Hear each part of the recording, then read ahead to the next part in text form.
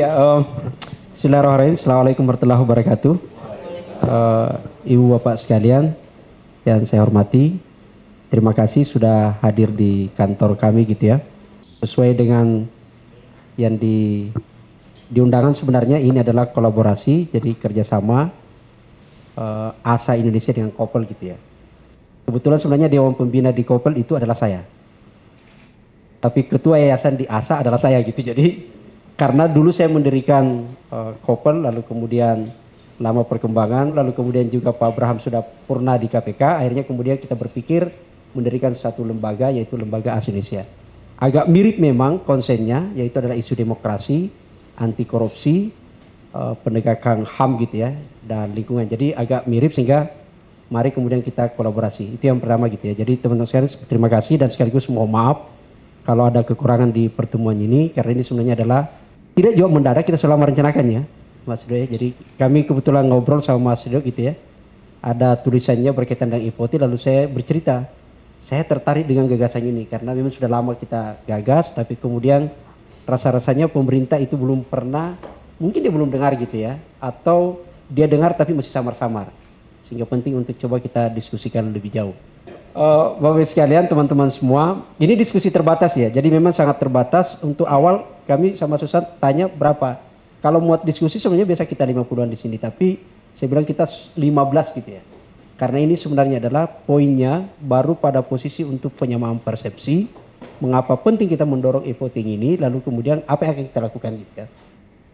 Saya mencoba melakukan penelusuran, paling tidak sebenarnya sudah ada 6 negara ya, saya mencatat gitu ya.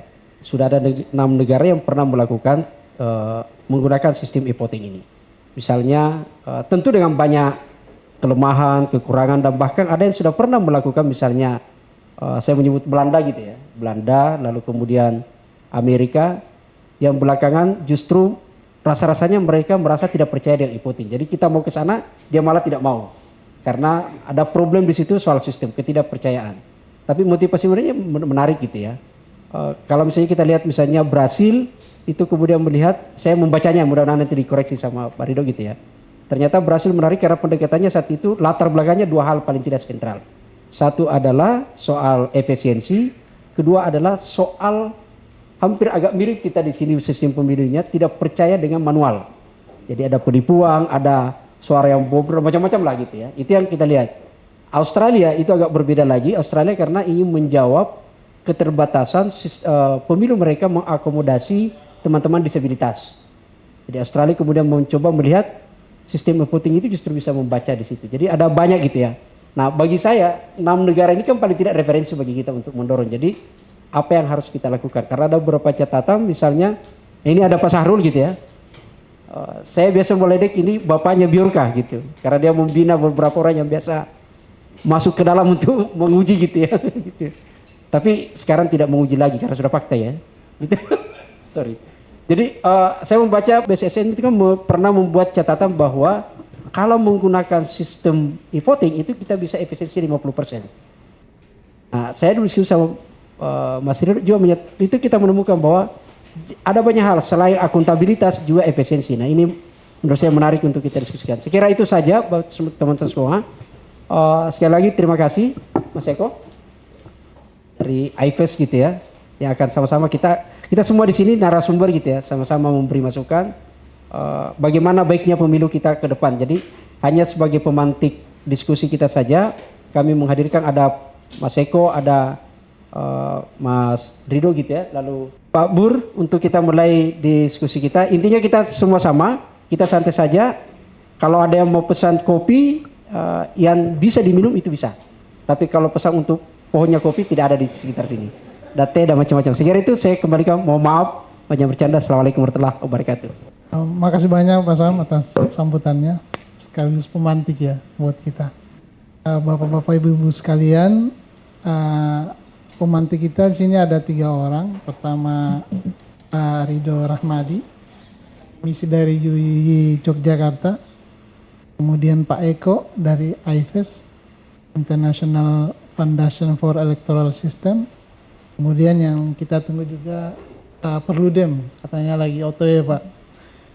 Jadi kita sebagai pemantik dan semuanya memang narasumber memberikan masukan-masukan terhadap tema diskusi kita tentang mendorong sistem e-voting pada pemilu 2029 peluang dan tantangan. Untuk session pertama kami persilakan kepada Pak Ridwan Rahmadi mungkin sekitar 15 menit untuk memberikan pemantik buat kita semuanya. Silakan Pak. Oke, bismillahirrahmanirrahim. Assalamualaikum warahmatullahi wabarakatuh. Baik, terima kasih kehadiran rekan-rekan sekalian. Mungkin saya langsung saja, jadi ini pemantik, mungkin nanti kita bisa elaborasikan di sesi tanya jawab. Jadi materi yang sama ini pernah saya presentasikan di KPU dan juga waktu itu jumpa pers juga ya, di KPU 2022 di depan 2 komisioner pusat ya. Bagian teknis, Bu Baby Epsilon sama Pak Idam Khalid. Ya. Tadi sudah dimulai Bang Samsudin ya, jadi perspektif yang saya coba bawa di sini berangkat dari masalah cost ya, dari pemilu kita. Cost dalam arti tidak hanya finansial, ya baik keuangan, konsekuensi sumber daya, manusia, dan segala macam energi yang dikeluarkan itu luar biasa besar. Maka di sini saya tampilkan highlightnya itu adalah dari sisi pertama sisi bahaya dana ya, itu hingga 90-an triliun yang bisa dihemat kalau kita melakukan transisi ya. Kemudian juga itu zonder pelanggaran ya, artinya bisa meminimalisir gitu. Itu saya gunakan notasi matematika itu kira-kira notasi seperti itu ya, seperti minus yang bergelombang itu sebenarnya kira-kira perkiraan. Baik, bisa selanjutnya. Slide selanjutnya. Nah, jadi ini semoga terlihat. Yang atas ini kira-kira visualisasi konsep kalau kita menggunakan konsep e-voting ya, e-voting, electronic voting. Jadi cara memungut suaranya itu tidak lagi menggunakan kertas, kita datang ke TPS, itu kira-kira. Kemudian ada proses yang seperti divisualisasikan di bagian bawah itu. Kita datang ke TPS, ya, kemudian menggunakan hak suara kita. Di situ ada proses perhitungan, ada proses rekap di TPS juga sampai larut malam kan, biasanya begitu kan. Kemudian suara itu diangkut ke kantor desa, ditunggu seluruh TPS. Ya. Ini jangan dibayangkan desa di Jakarta ya, tapi desa yang terpisah oleh laut ya. Nunggu air harus naik di Papua itu baru bisa perahu jalan, itu bayangkan yang sulit-sulit seperti itu. Kemudian terkumpul seluruh kantor desa itu makan berapa lama gitu. Kalau di Jakarta saja bisa beberapa hari, apalagi bayangkan di Papua di pedalaman gitu. Kemudian kantor kecamatan, kemudian terkumpul seluruh kecamatan ke KPU, kabupaten kota, seluruh kabupaten kota terkumpul ke provinsi dan seterusnya hingga pusat. Itu makan waktu lama dan banyak sekali celah yang memungkinkan ya untuk terjadi kecurangan kan begitu. Nah itu kalau kita lihat itu waktunya kira-kira 1 bulan ya, bayangkan suara dari TPS sampai ke pusat itu 1 bulan dan dengan berbagai macam resikonya tadi ya, kita bisa bayangkan betapa lelahnya. Dan tahun 2019 itu walaupun ini kita juga tidak bisa menghubungkan one-to-one karena belum ada konfirmasi begitu ya, tapi yang meninggal dunia karena kelelahan petugas KPPS itu kan cukup banyak. Gitu. Nah kalau yang di atas ini visualisasi e-voting dengan blockchain. Jadi e-voting saja itu mungkin konsep yang sudah cukup lama. Beberapa negara itu sudah menggunakan juga. Jadi kita membayangkan di sini yang kita usulkan itu adalah yang menggunakan aplikasi di mobile kita ini. Kalau kita biasa e-banking, ya, percaya dengan uang kita transfer, kita terima melalui HP lewat jempol kita ini, seharusnya ini lebih bisa kita percaya lagi. Uang saja kita percaya, kita transfer kan kita nggak tahu itu sampai atau enggak, sekedar angka digital yang ada di sistem informasi yang ada di aplikasi kita. Mengapa kita percaya? Nah kalau kita percaya, seharusnya untuk voting suara ini lebih less resiko lah gitu kira-kira. Nah itu menggunakan aplikasi, kemudian juga proses validasi ya. Validasi bisa menggunakan KTP, berbagai macam lah, biometrik, sidik jari kita, dan segala macam fitur yang ada di HP. Oke, ini proses inputnya. Bayangkan di hari H itu kita nyoblos, di jam 8 dibuka sistemnya, kita menggunakan hak suara kita umpamanya untuk pileg, kita terdaftar di dapil ini dan segala macam, itu kita sudah ada. Nah, sekarang yang penting adalah blockchain tadi. Blockchain itu cara memanage data, cara mengorganisasi data. Data di sini data digital ya. Berbeda dengan kebanyakan sistem yang seperti sekarang ini, termasuk bank di Indonesia, itu sistemnya sentralistik. Kemarin kan ada pencurian penggelapan itu ya, berapa ratus 204 miliar dalam 17 menit, dalam 42 kali transaksi.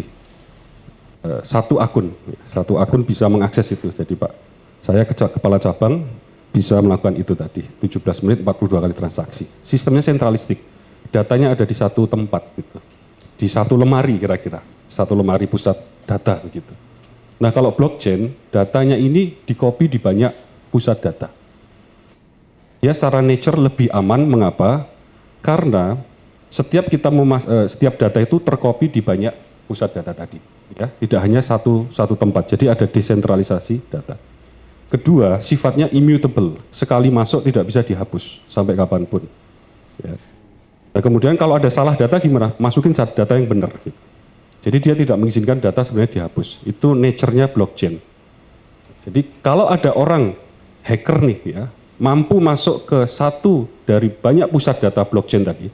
Umpamanya blockchain kita ini untuk pemilu bayangkan ada kita taruh 38 pusat data.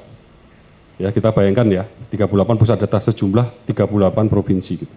Kalau ada yang satu berhasil masuk ke pusat data yang ada di Jakarta dan dia memanipulasi suara yang masuk, maka itu harus dapat persetujuan ya dari 37 pusat data yang lain. Jadi dia konsorsium. Inilah secara nature yang membuat mendekati nol kemungkinan untuk di hacking tadi, dimanipulasi data yang tadi. Kalau tidak mungkin. Gitu. Kalau sentralistik tadi, contohnya, masuk ke satu pusat data saja, wassalam 204 miliar. Kalau itu suara, 204 juta suara umpamanya, itu wassalam, masuk ke partai-partai yang dimanipulasi tadi bisa. Tapi kalau desentralisasi, blockchain tadi tidak mengizinkan perubahan data hanya satu ini, tanpa nanti mendapat persetujuan dari yang lain. Itu nature-nya ya, saya mungkin tidak masuk detail dulu karena ini pemantik dulu ya, ini nature-nya dari blockchain. Jadi nanti ada fitur lagi yang namanya smart contract, ada fitur lagi namanya konsorsium yang menambah lapis keamanan. Jadi sebelum masuk blockchain ada proses validasi menggunakan smart contract, ini juga sudah mulai dikembangkan di bank-bank ya. Kemudian menggunakan konsorsium untuk validasinya. KPU bisa masuk di situ, Bawaslu bisa masuk di situ, parpol-parpol yang punya kepentingan bisa di situ. Pihak-pihak lain ya, organisasi-organisasi pihak ketiga itu bisa masuk di situ. Mereka bisa diberi otoritas ya dengan kriteria untuk memvalidasi data. Kalau semua bilang ini valid, baru bisa dimasukkan dan seterusnya. Ini gambarannya. Oke, ini coba saya simpulkan dulu. Ini overview dulu. Nah, ini proses ini terjadi secara real time yang di atas itu. Bayangkan tadi kalau ke TPS itu harus direkap sehari sampai malam sampai dini hari. Kemudian besok ke kantor desa, nunggu dari TPS yang lain, terus begitu. Sehingga waktu lama ini real time. Jadi dalam bayangan secara teknis gitu ya, proyeksi yang masih harus didetailkan, tapi dari pengalaman lah kita kalau membangun sistem, ini kudunya hitungan hari gitu loh, hitungan hari, tidak yang terus berhari-hari gitu enggak. Hitungannya hari itu rekapitulasi nasional, kudunya sudah bisa tersedia. Gitu. Ya, jadi begitu ya, semoga nanti bisa dipahami sambil nanti kita elaborasikan. Nah, ini sedikit perbandingan ya. Kita bandingkan dari beberapa aspek. Kalau tradisional kita menggunakan surat suara fisik, rekapnya manual dan berjenjang. Perpindahan kotak suara ini, dan kotaknya bukan kotak yang benar-benar safe ya. Kotaknya kadang kena air juga terbuka sendiri. Belum kita apa-apain udah terbuka dan segala macam. Estimasi 1 bulan 1 minggu itu dari data 2019. Kalau e-voting berbasis blockchain tidak ada surat suara lagi. Ya. Nanti mungkin kalau teman-teman rekan-rekan bertanya bagaimana nanti yang literasi digitalnya nggak familiar dengan HP, kemudian daerah 3T. Nah nanti kita itu ada beberapa ininya alternatifnya. Gitu. Kembali ke sana, rekapitulasi otomatis dan akumulatif, tidak ada perpindahan kotak suara lagi. aman terhadap berbagai macam pelanggaran. Kemudian estimasi 1 minggu ini adalah sebuah proyeksi inilah berdasarkan kebiasaan kita, pengalaman kita membangun sistem. Itu sedikit di bawah dari Bawaslu 2019. Ini belum saya update karena saya presentasikan 2022 gitu ya. Belum saya update yang 2024. Itu ada 16.134 pelanggaran administrasi dengan cara yang tradisional. 374 pelanggaran kode etik. Kalau kemarin baru diputus ya DKPP ya, karena menggunakan jet pribadi itu. Kemudian 582 pelanggaran pidana, 1.475 pelanggaran hukum, dan ini kita khawatir baru hanya fenomena puncak gunung es saja. Yang lebih besar belum terlihat, belum terlaporkan. Nah, yang 2019 itu kalau kita hitung, kira-kira ada 6 juta penyelenggara yang terlibat. 6 juta penyelenggara. Ya. Kemudian 800.000 pengawas, ini Bawaslu. 32.000 pengaman TNI Polri ya, dan 12 juta orang saksi. Ini lebih pengalaman. Saya dulu waktu simulasi hanya 2 per TPS per partai. Prakteknya lebih banyak lagi saksi itu ternyata. Ada koordinator saksi, ada saksi ini, ada segala macam. Waktu kita lihat di lapangan. Ya. Nah kalau e-voting ya sudah tidak butuh lagi badan ad hoc penyelenggara yang menggunakan 6 juta orang lagi lah. Kan sudah ini semua, sudah semua serba digital tadi. Tidak perlu sebanyak itu. Kalaupun perlu tentu tidak sampai ribuan begitu. Lebih ke monitoring dan maintain infrastruktur. Tidak butuh lagi badan ad hoc pengawas. Blockchain itulah sistem tadi, by system itu pengawas, mengawasi gitu. Tidak butuh lagi pengaman, tidak butuh lagi saksi. Nah ini tadi saya sedikit singgung, dari 2019 894 petugas KPPS meninggal. Walaupun kita tidak bisa langsung menyimpulkan ya itu karena memang tugas di pemilu, tapi ini meninggal ketika pemilu gitu ya, ketika proses gitu. 5.175 jatuh sakit gitu. Karena kita membayangkan proses itu rekap tuh hingga dini hari kalau di TPS-TPS itu. Nah, sistem kita yang kita gunakan itu sejauh ini itu menggunakan lebih dari 4 juta kotak suara. Lebih dari 75 juta keping segel, 52 juta lembar sampul, lebih dari 990 juta surat suara, lebih dari 1,6 juta botol tinta. Yang belum masuk pesawat jet tadi sewa itu. Karena waktu itu belum tahu ada itu, ternyata luar biasa gitu. Nggak terbayang, ini saja sudah anggarannya 100 triliun gitu. Nah, e-voting berbasis blockchain ya sudah tidak ada lagi kotak suara. Ya mungkin kalaupun nanti yang untuk 3T, tapi yang kita propose itu bukan juga pakai kotak suara. Nanti ada alternatifnya. Tapi intinya melihat itu semua kotak suara, segel, lembar, sampul, ya sudah tidak ada lagi di aplikasi ini tadi. Dan sejauh ini pengguna e-banking kita itu sudah puluhan juta, kalau tidak ratusan juta ya, kalau digabungkan semua bank. Nah, ini anggaran itu. Yang ternyata kemarin dilaporkan ya, Bawaslu ya, untuk pembangunan gedung monitoring 12 miliar itu. Karena waktu kita melihat rancangan ini kok begini ya, gitu, banyak untuk ini, untuk itu. Jadi badan ad hoc KPU saja itu 42,8 triliun. Ini kita susun ketika anggaran itu sudah mulai dipublikasikan tapi belum detail. Realisasinya itu 60-65%. Yang kemarin saya minta tim itu untuk melihat bagaimana realisasinya gitu ya. Jadi ini anggaran. Badan ad hoc itu 42 triliun, kertas tinta tadi hampir 17 triliun. Kemudian 30% tahapan lain namanya, itu di tabelnya itu 4 triliun, 80% Bawaslu itu 26 triliun. Dana saksi dengan minimal tadi hanya 2 saksi per TPS per partai itu 5 triliun. Kenyataannya lebih ternyata. Nah, di dalam e-voting berbasis blockchain, komponen tadi kan tidak diperlukan lagi. Jadi kira-kira yang bisa dihemat itu 88 triliun APBN, lebih besar dari yang kemarin didapat dari CPO itu 13 kan ya. Kemudian 5 triliun dari parpol. Ya, kira-kira 90 triliun lah gitu. Sampai sini dulu, ini nanti mungkin untuk elaborasi saja ya. Mungkin ini gambaran paparan dari saya singkat dulu, nanti tambahin narasumber yang lain dan kita bisa diskusikan. Terima kasih, saya kembalikan. Assalamualaikum warahmatullahi wabarakatuh.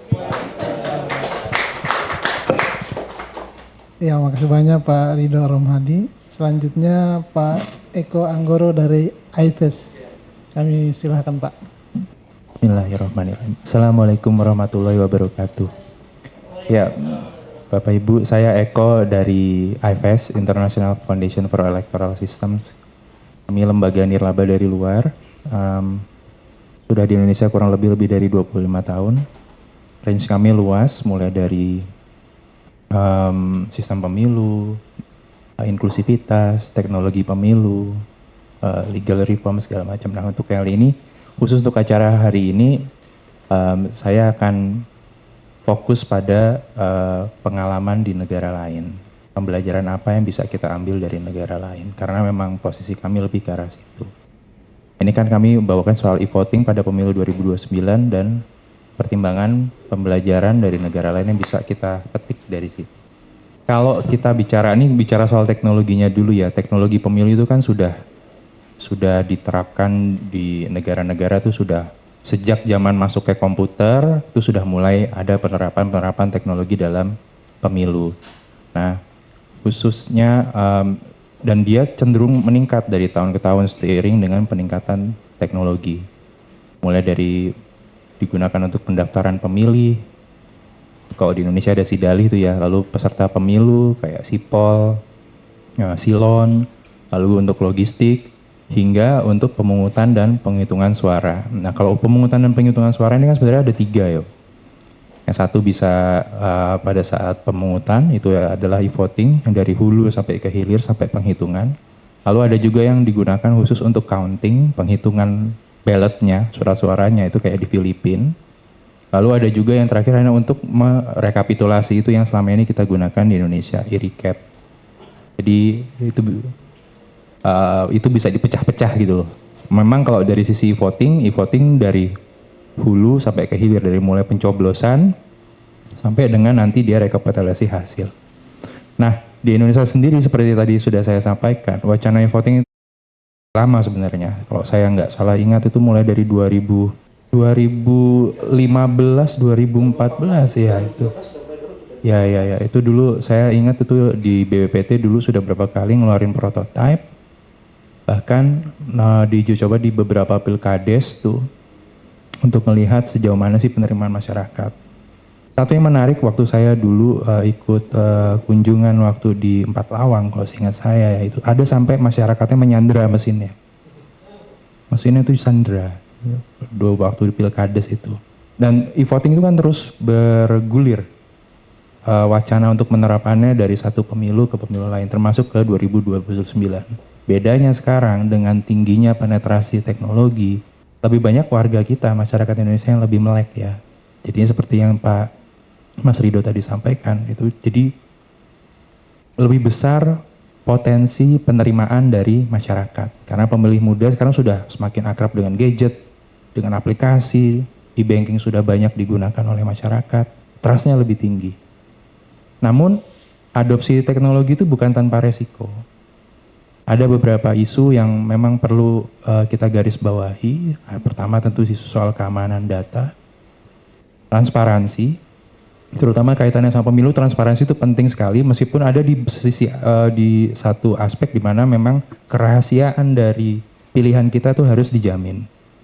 Lalu trust dari publik, dan ini yang kadangkala sering luput itu adalah kesiapan aspek hukum.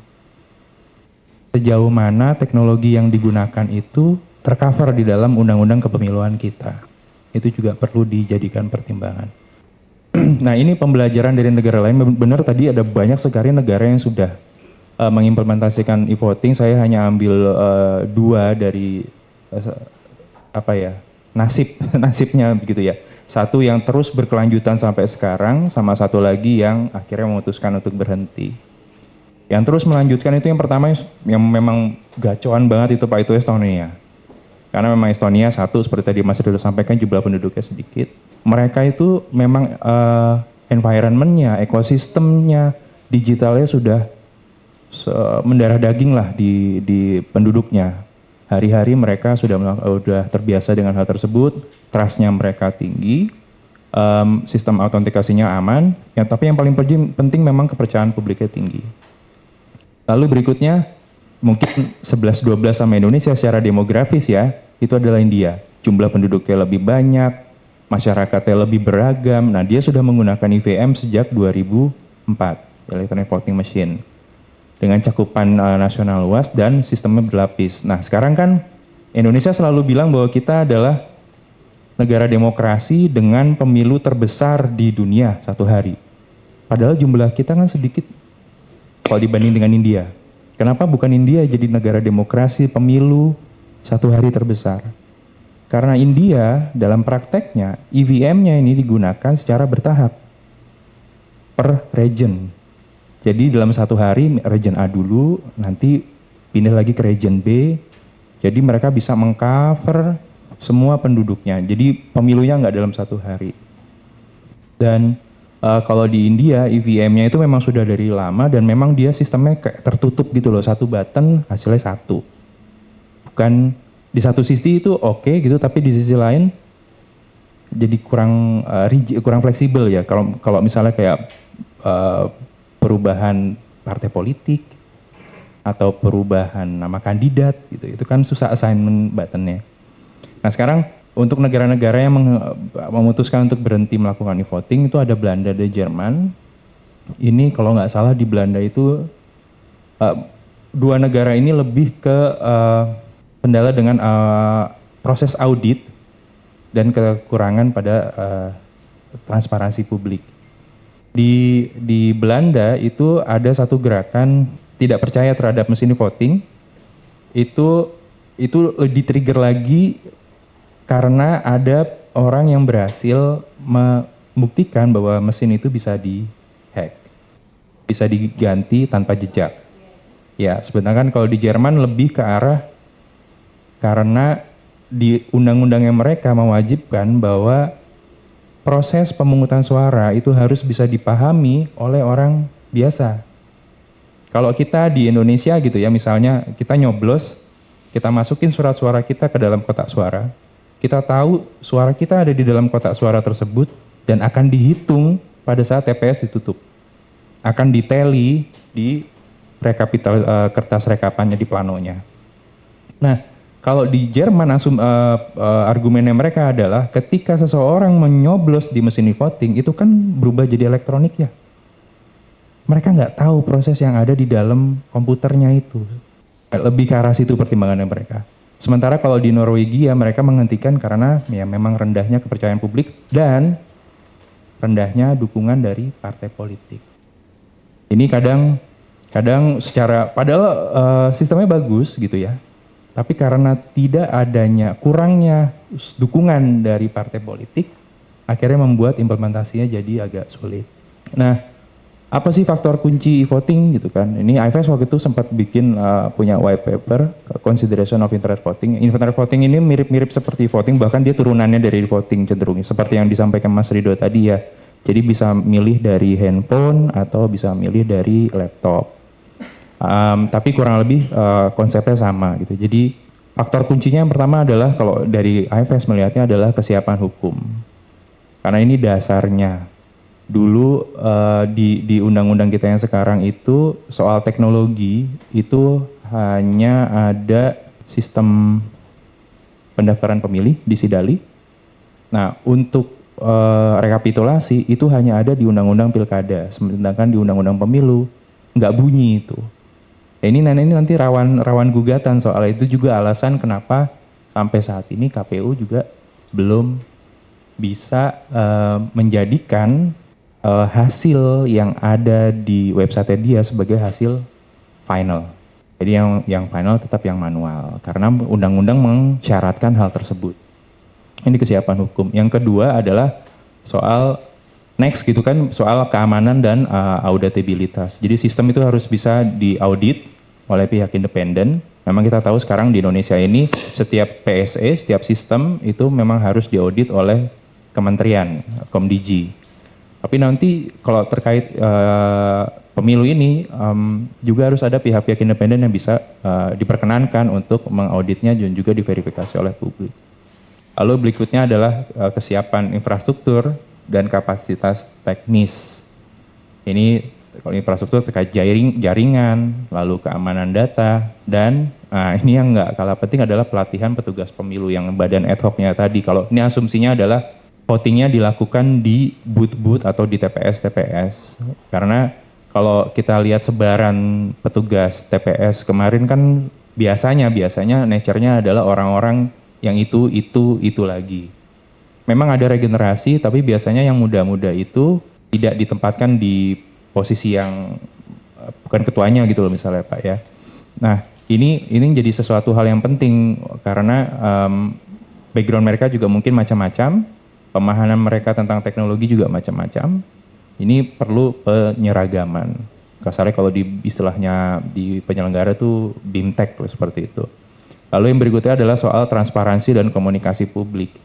Nah ini mungkin satu hal yang cukup kunci juga karena seperti hal yang terjadi di Eropa tadi bahwa masyarakat itu perlu diyakinkan bahwa suara mereka itu terhitung, suara mereka itu terekap.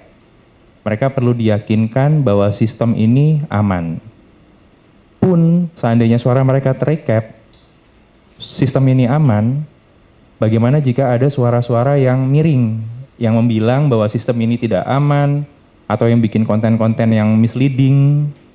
Nah ini bagaimana cara penyelenggara juga menyiasatinya. Karena kalau kita bicara soal teknologi, ketika seseorang merubah, ini kalau untuk yang di manual ya, ketika seorang melakukan manipulasi di level TPS misalnya, itu effort yang dia keluarkan supaya manipulasi itu berpengaruh secara signifikan, itu harus banyak sekali suara-suara yang harus dia rubah, atau banyak sekali TPS-TPS yang harus dia ubah.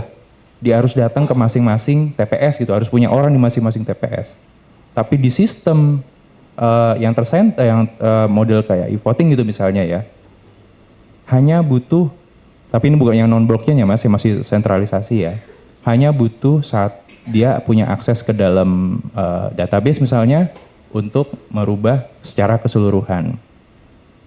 Ini mungkin tidak mungkin, tapi narasi ini bagi beberapa orang yang melek teknologi masuk akal.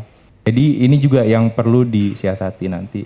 Dan yang terakhir adalah soal kesiapan sosial dan budaya. Bagaimana penerimaan publik itu harus dibangun lewat edukasi, karena shiftingnya kita nih, kalau kita menerapkan voting, itu kan dari yang manual, dari yang biasa pakai paku, langsung berubah, langsung pakai handphone, ditunjuk atau pakai layar. Itu kan jauh leapnya. Nah ini juga perlu atau sosialisasi yang agak panjang atau implementasi yang dilakukan secara piloting dulu di daerah-daerah tertentu yang dipilih. Nah itu. Ya. Nah ini peluang dan tantangan adopsinya. Peluangnya memang setuju sama Mas Rido, peningkatan efisiensi waktu dan biaya pemilu. Lalu potensi untuk peningkatan partisipasi pemilih, terutama anak-anak yang muda ya, itu kan pasti mereka antusias sekali dengan teknologi baru ini.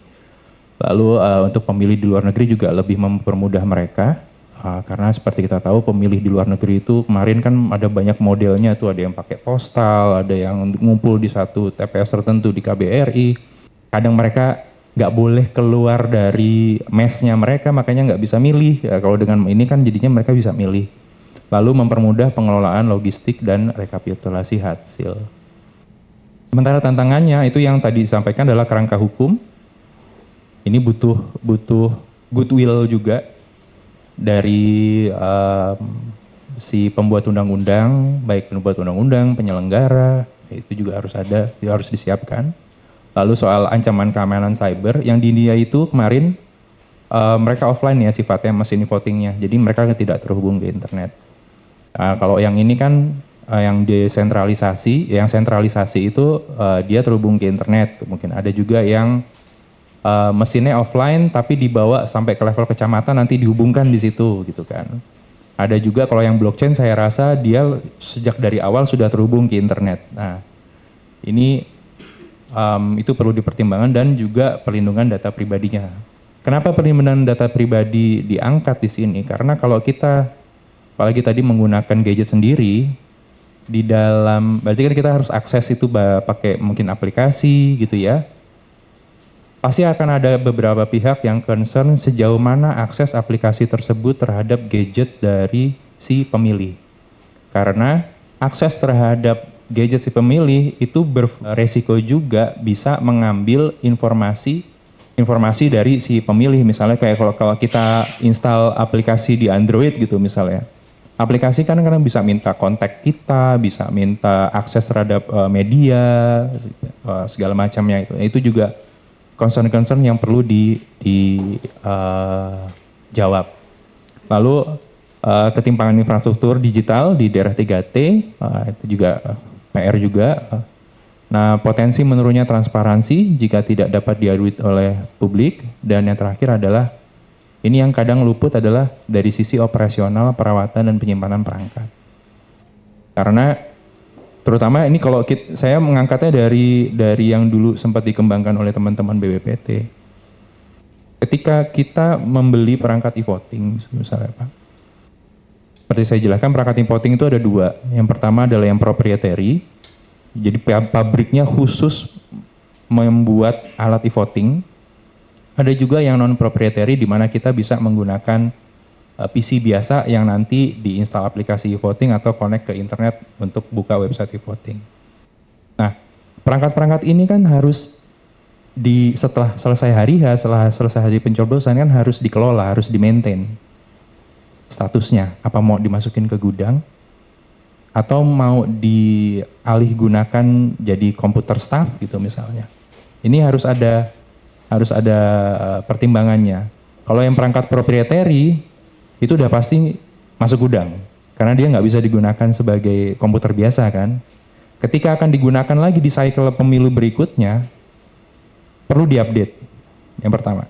Yang kedua perlu diubah calonnya segala macam. Itu kan butuh kita untuk bisa merubahnya. Ada ini kejadian di satu negara di mana dia kontrak perusahaan A untuk bikin perangkat ini, perangkatnya jadi, dipakai, berhasil. Di cycle berikutnya, karena ini proprietary kan si KPU-nya harus ke perusahaan itu lagi. Angkanya nggak ketemu, dikunci, dia disandra angka ngupdate-nya, budgetnya, anggarannya. Nah, sementara ini perangkat proprietary, nggak ada pihak lain yang bisa melakukan hal tersebut kecuali perusahaan itu. Barangnya udah beli, tapi giliran mau ngupdate lagi, si perusahaannya ngunci di harga, bayar 3T, kalau enggak ya nggak mau saya ngupdate. Karena ini proprietary. Kalau yang non proprietary, nah itu kan nanti bisa digunakan lagi untuk komputer yang lain ya gitu ya. Nah, nanti di cycle berikutnya bisa digunakan lagi. Nah, kendalanya sistem operasi mungkin. Kita tahu Windows setiap 3 tahun update. Apakah kalau misalnya pakai aplikasinya itu masih bisa digunakan di Windows yang terbaru atau bagaimana? Termasuk security patch segala macam. Lalu penyimpanan nanti mau di-store di mana? Apakah mau di-store di kantor KPU daerah, di kecamatan, atau dibawa balik lagi ke pusat? Ini bukan yang pakai mobile ya, ini yang pakai komputer. Nah, ini secara umum pertimbangan-pertimbangan sebelum menerapkan teknologi pemilu. Kami selalu menggarisbawahi bahwa penerapan teknologi dalam kepemiluan itu kita harus berangkat dari kebutuhan. Bukan karena teknologinya itu udah ada di rak, on the shelf. Jadi memang berangkat dari kebutuhan. Apa yang bermasalah dari pemilu, apakah dia bisa dicarikan solusinya dengan teknologi. Teknologinya ada atau enggak, bukan kebalikannya. Kita ada teknologi ini, yuk kita pakai. Lalu evaluasi dulu permasalahan pemilu saat ini, lalu pastikan solusinya teknologi bisa jadi solusi. Nah, ini yang penting juga lakukan uji coba secara bertahap atau piloting, terutama untuk di Indonesia ini. Aku sepakat tadi dengan Mas Rido bahwa kita bisa mulai parsial gitu ya. Lalu yang berikutnya bangun dasar hukum yang kuat.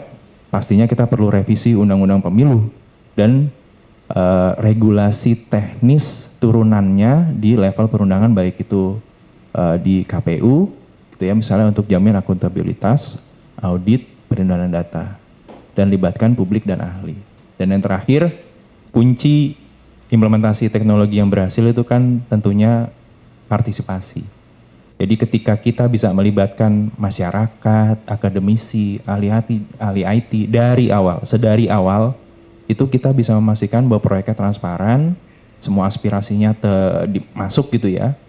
Lalu akhirnya kita by the end of the day, kita akan dapat dukungan dari semua pihak pada saat kita menerapkan teknologi ini. Karena nggak sedikit teknologi itu yang jalannya satu arah gitu loh.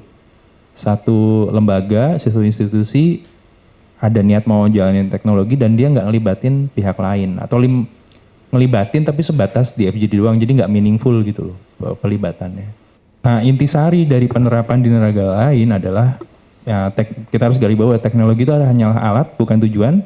Jadi voting itu harus bisa menyelesaikan masalah nyata, bukan sekitar tren. Yang kedua adalah kepercayaan publik adalah fondasi utama, terlebih di pemilu. Karena kalau di pemilu itu lucunya tuh, kalau satu teknologi gagal, mau itu peserta pemilu ataupun masyarakat, kansnya untuk menolak di pemilu berikutnya itu jauh lebih besar, dan itu kan sulit merecover nama baiknya gitu loh. Makanya kalau Bapak Ibu paham di 2000, saya nggak bilang gagal ya, tapi di 2019 kita ada KPU punya situng, ya kan?